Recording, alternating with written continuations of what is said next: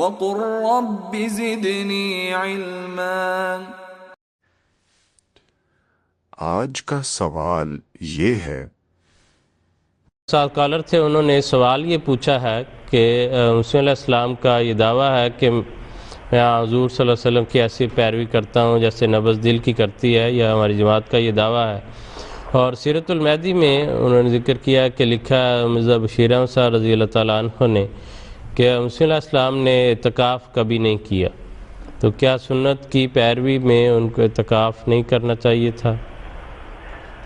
بات یہ ہے کہ دعویٰ کے بعد جو زمانہ تھا وہ حضرت مسیح موعود علیہ السلام کی صحت کی کمزوری اور حفاظتی نقطہ نگاہ سے انتہائی خطرات کا زمانہ تھا، تو اس زمانے میں حضور نے اعتکاف نہیں کیا۔